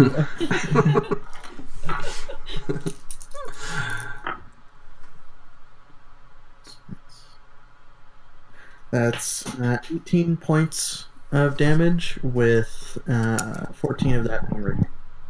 All right. So, Right. Felly. you definitely do not fall this thing that was once Felly in front of you yet. You step forward, you strike. Your smite finds its way home into Felly's flesh once again, but a very similar kind of thing to what happened with Wallace earlier. And because you had recently been outside the encampment working on chopping this tree down, I'm going to tell you that when you strike Felly, you notice that it has much less give than flesh you've bit into before with your blade, and it almost feels much more like striking a tree or something like that. It doesn't have, it's not as pliable as the flesh of a living man is, and you can, feel resistance as you're trying to pull it back, almost as if the blade is bitten too far into this thing that was once Felly, so, and, it kind of turns its gaze toward you briefly for a moment, away from Wallace, which it had been intently focused on. All right. Yeah, I'd be mildly glowing because of the smite. Right. All right. Wallace, we're back up to you. Again, I'm gonna kind of like blood in my mouth. I'm gonna spit it at him, and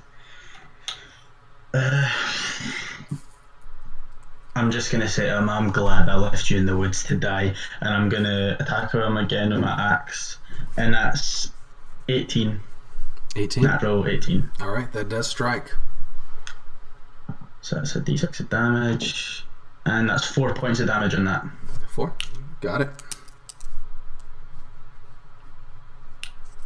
So again, I'm just gonna kind of like swipe at his neck. Okay.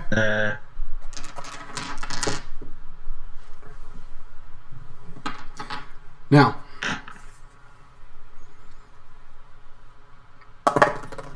as you do that, he says nothing and attempts to smash you with his massive, kind of hammy, undead fist once more. Misses. I could die here. Both. Yeah, well, he misses. You manage to kind of pivot out of the way of that as he's striking towards you. And it comes back around for a second. He kind of like swings his hand like this and then goes to backhand you, and you just kind of like pivot back away as well. So he doesn't find any purchase within your flesh this time. Now, Good. Toby.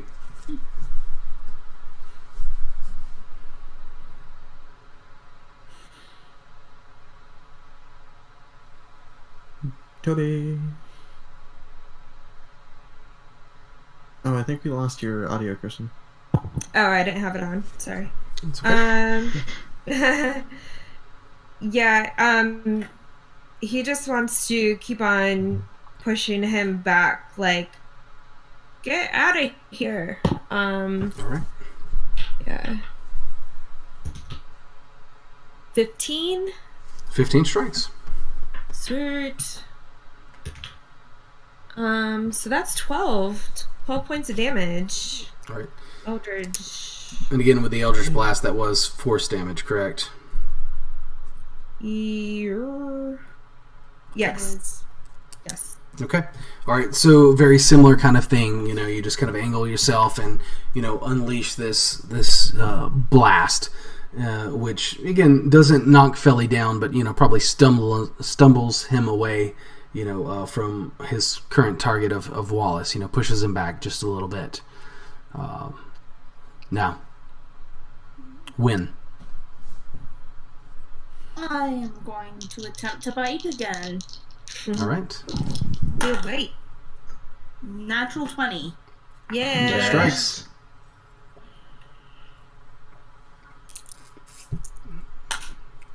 Roll your damage, double it, add modifiers. Good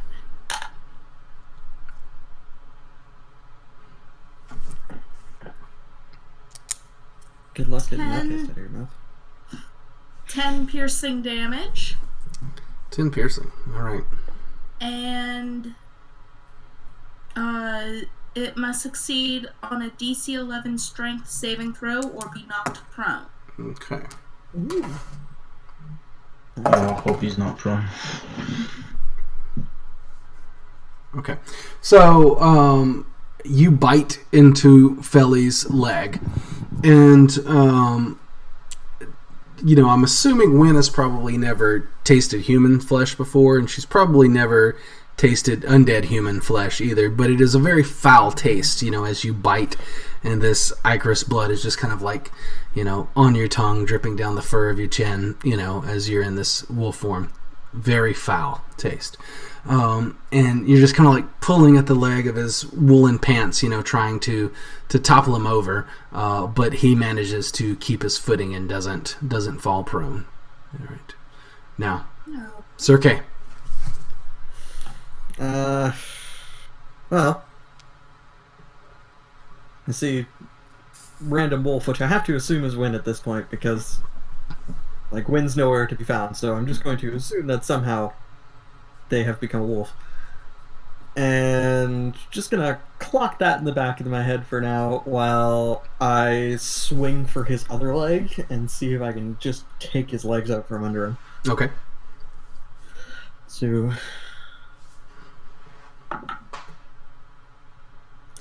12 to hit? 12, no, you do not. So, you're trying to get this angle to just sort of sweep the leg, out from under Felly, and you angled a bit too much to the left and missed completely. Put him in a body bag. That's what we should have done the first time around. Back to Wallace. All right. I'm going to make another melee attack at him because it's all I can do. Okay. And that's a 15. 15. 15 will strike. And 4 points of damage again. Okay.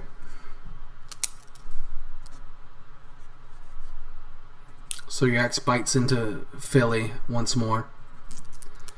Once more, he doesn't fall. You can tell that whatever this man was made of before has become of much sterner, sturdier stuff. As this is no longer really a man that you're fighting, and you recognize that. As he once again peers into your eyes and accuses you. Murderer! Wisdom save. 17 plus 5. Alright. Same as before. To no avail. At least it's the cleric. You said your AC is 16, correct? 15. 15. Okay. All right. So first strike misses. Second strike finds home.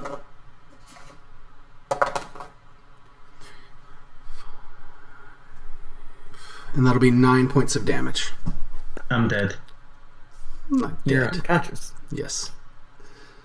So I can fix that. you all observe as, Felly accuses Wallace of being a murderer once more. You've heard this a couple of times now, at least. These words ring out, murderer. And he attempts to slam into Wallace again with his massive fist. Misses the first time.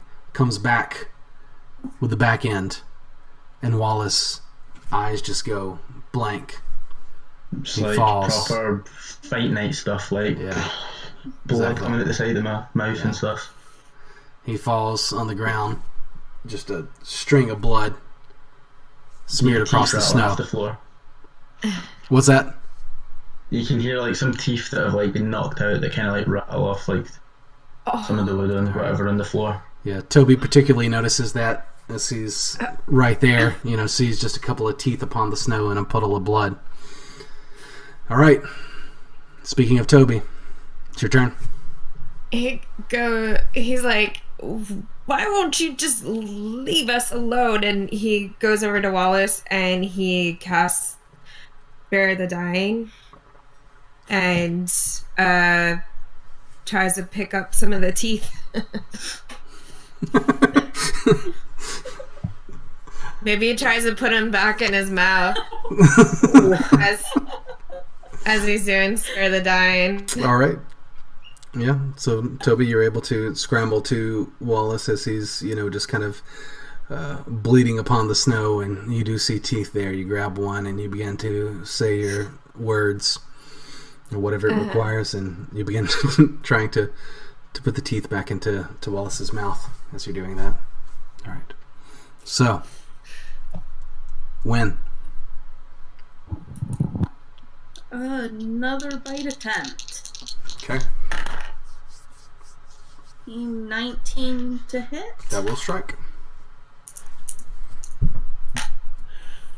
6 piercing damage. Okay. And that's another Another check. saving throw.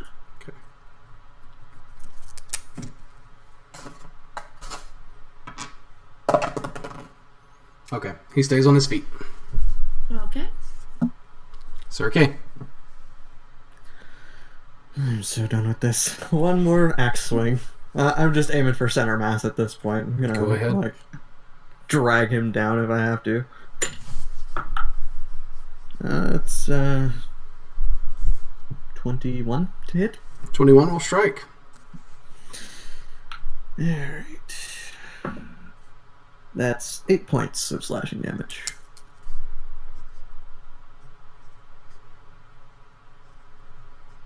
All right.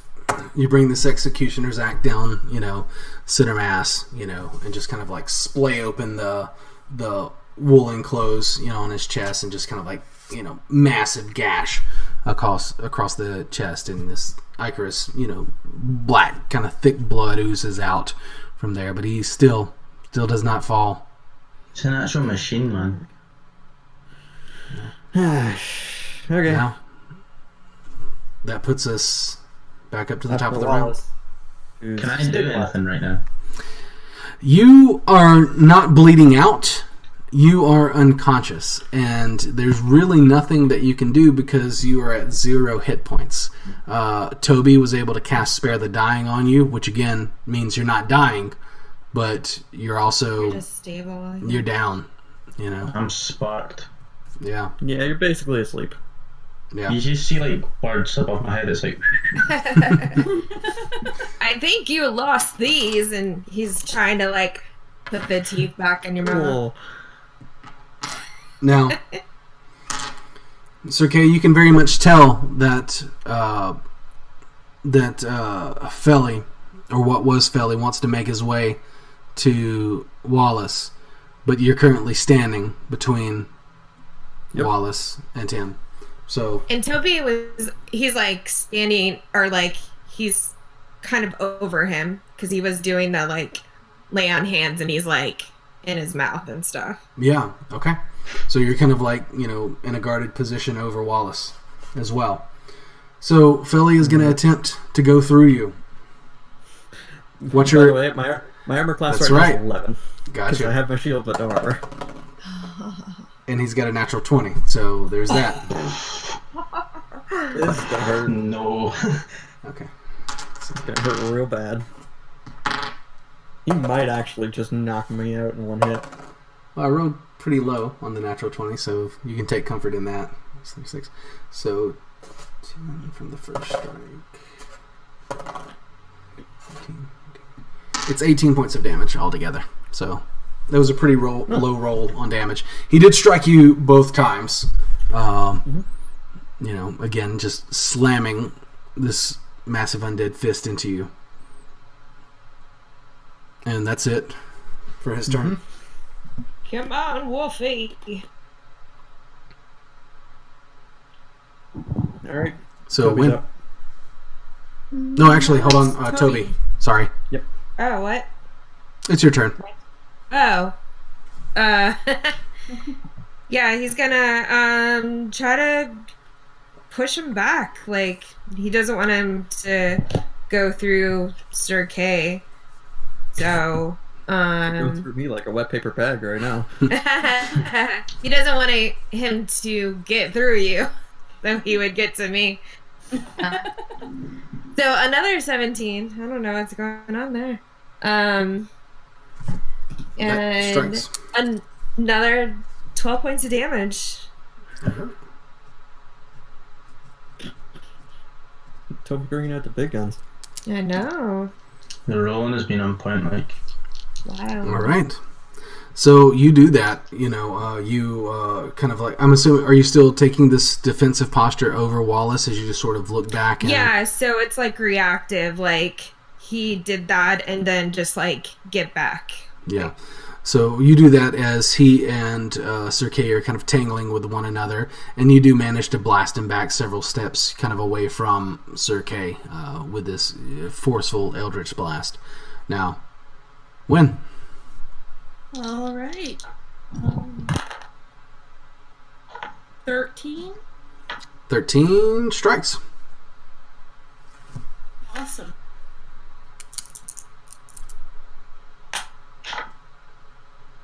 Nine points damage.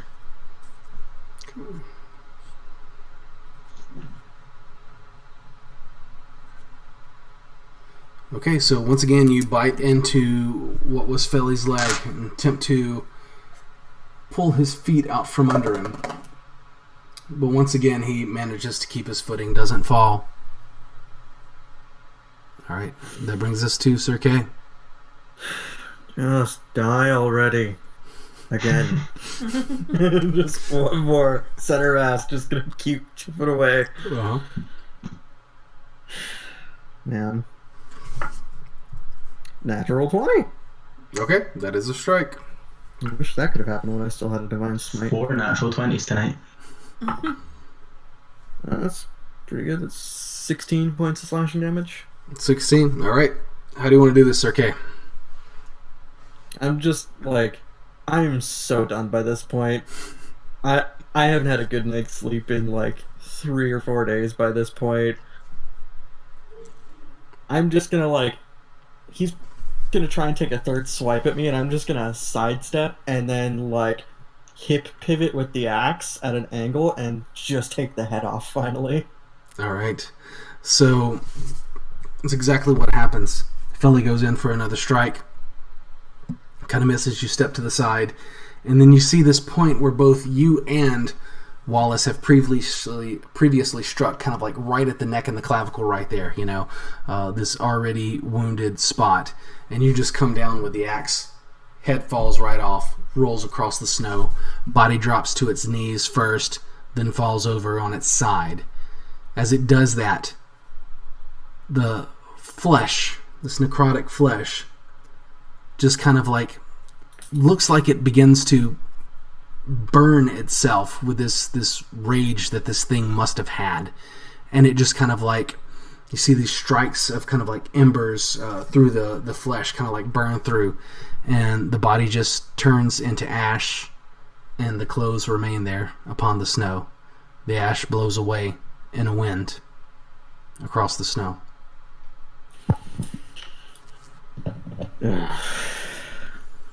Get the axe out of the like ash pile, whatever's left.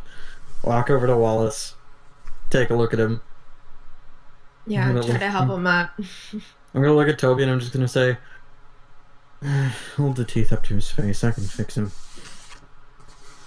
And while they're doing that, Wynn is going to change back to herself and start throwing up in the snow.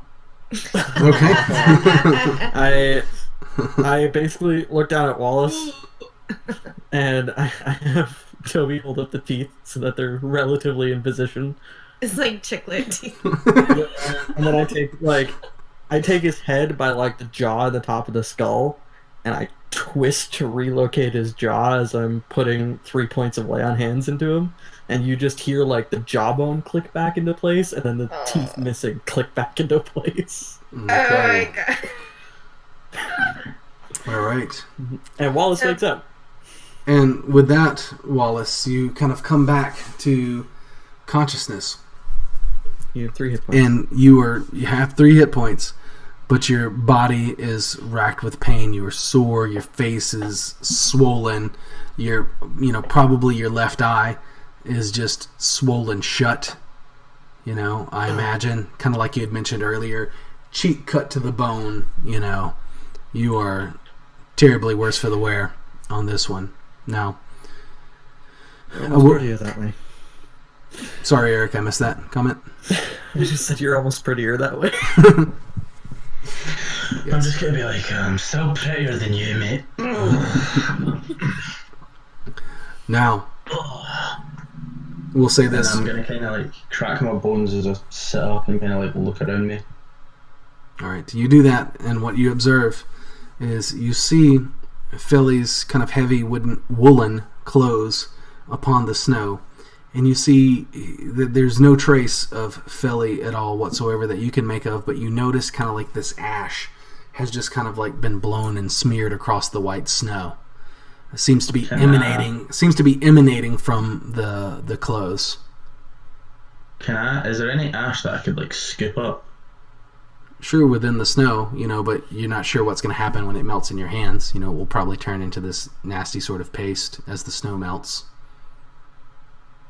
Cool. I'm gonna go at it and just like rub it into my face. All right. And I'm gonna again so Wallace has like shaved hair at the sides, but it's like kind of like going back, and it's like a big long braided kind of, almost like a ponytail kind of. And he's gonna rub this in his face and into his hair, and you're gonna see him take his hand axe and he's gonna grab the top of his hair there, and he's gonna cut his ponytail off, and he's gonna like look quite upset while he's doing it, and he's gonna kind of drop his hair onto the floor, and he's not even gonna speak to anybody. He's gonna go off on his own back into the tent to sleep. I think that induces another round of vomiting for Wynn. All right, I'm sure. And Wallace does that. When sees him kind of like smearing these ashes from what was once Philly.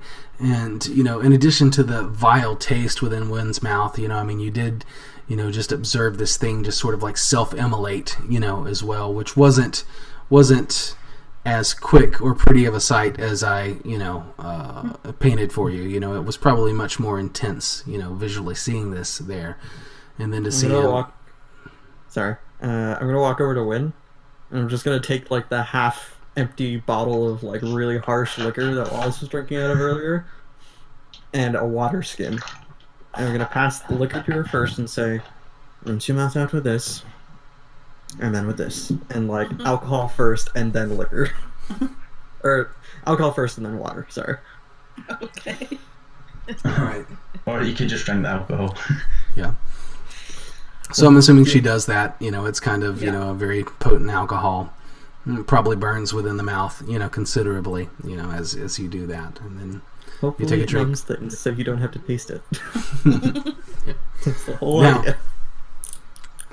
Now, I will tell you, I'm certain, that you will, kind of like search about the clothes and stuff like that. You will find a pouch with 91 gold, that had been kind of worn on a belt that remains. It did not, incinerate with the body. So there is 91, that. you said? 91.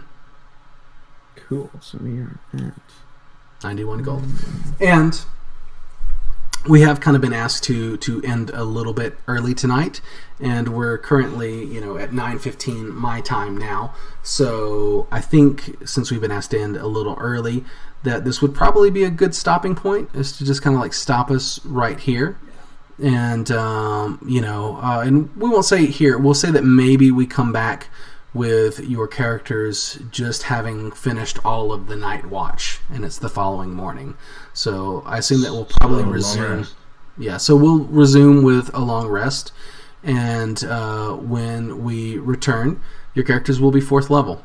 So What? there's that. Nice. Okay. Now, Yay. before we go for the night, we're going to do a round, see if anyone has anything they want to plug this week or just say in particular. So, Lewis, why don't you start us off tonight? You can find me on Twitter at DMNext, where I just post about D&D and other stuff like that. And that's pretty much it. Then, yeah, that's it. Okay. Jess? You can check me out on Twitter as I add new items to my shop. Palace_fairy. All right. Eric? You can find me on Twitter as at Eldritch Crow, and you can find me on Discord as well under that. Also, the podcast I'm a part of, Dice Nights, we just released our first episode of Season 2, which is kind of awesome, so we're kind of getting that going. Gonna be a fun ride. We got some cool stuff planned for that upcoming.